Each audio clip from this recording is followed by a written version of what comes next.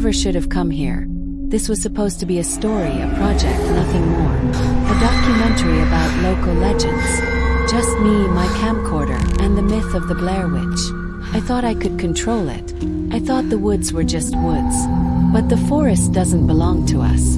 It belongs to her. When I first arrived in Burkittsville, the town looked ordinary. Quiet streets, tired houses, locals who didn't want to talk. But their eyes gave them away. They knew something. Every time I asked about the Blair Witch, their faces tightened. Some refused to speak. Others gave me warnings wrapped in riddles. They all said the same thing in different ways. Don't go into the woods. Don't stay after dark. Don't follow the voices. But I laughed it off. Legends are legends, right? That's what I told myself. With my camcorder in hand and a stubborn determination in my chest, I walked past the tree line and into Black Hills Forest.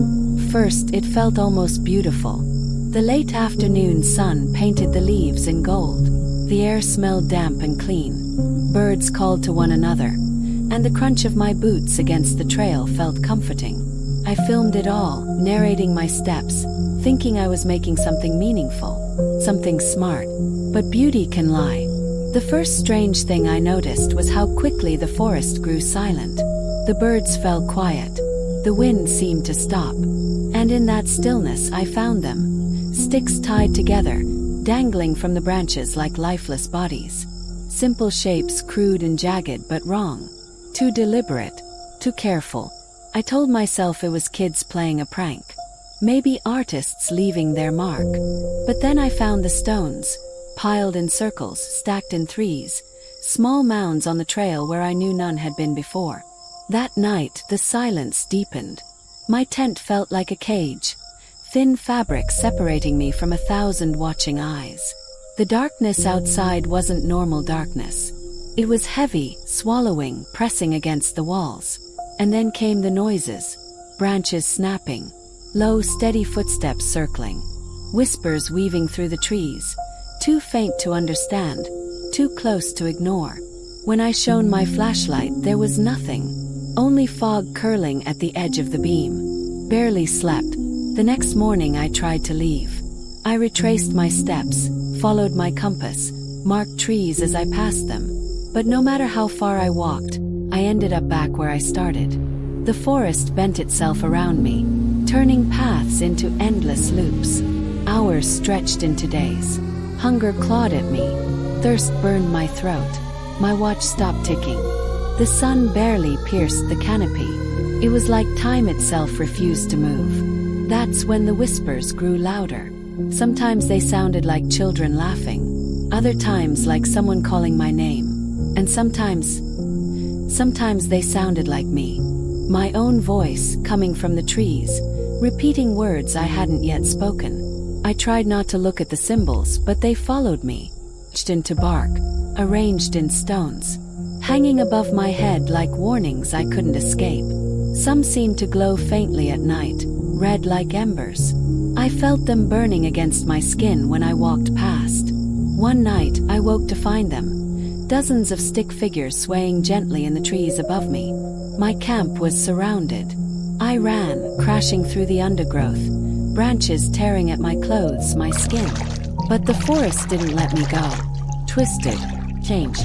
The trees grew older, taller, their bark splitting like wounds. Roots coiled across the ground like veins. The air stank of rot, wet soil, and something metallic like blood. When I shone my light on the trunks, I saw shapes in the bark, faces. I staring back, mouths open in silent screams. Sometimes they moved, past the same clearing 3 times. The first time, stones stacked in circles. The second, trees bent inward, closing above like ribs. The third time, the clearing was filled with figures, not just sticks, bodies, shapes too tall, too thin, hanging from ropes that disappeared into the darkness above. That's when I found the cabin. It shouldn't have been there. No path led to it. No sign it had ever been built by human hands. It stood slouched and broken, as though the forest had grown it from rot and shadow. The windows were empty holes. The walls carved with symbols I'd seen again and again. now deeper, darker, carved until the wood bled. I wanted to turn back. Every part of me screamed to turn back. But my legs moved anyway, pulling me inside. The air inside was suffocating, heavy. It pressed into my lungs until I couldn't breathe. The floors groaned. The walls whispered. My camcorder flickered, but the red light stayed on, recording even as the battery drained. Whispers filled the cabin. Not faint anymore. Loud. Everywhere. Voices crying, laughing, mocking. Some called my name. Some spoke words I couldn't understand. Others screamed until my ears rang. I stumbled down into the basement. The stench of rotten iron choked me. Circles covered the floor. Symbols drawn in black, in red, in something I didn't want to name. The walls pulsed as though alive. Something moved in the corner. I couldn't see it, but I felt it. The air bent around it, crushing, impossible.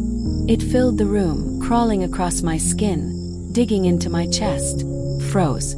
My body wouldn't move. My camcorder slipped from my hands and hit the floor. The light stayed on, staring up at me, recording. The whispers stopped. The silence was worse. I knew if I turned my head, if I looked into the corner, it would be over. Felt her there, waiting, ancient, endless.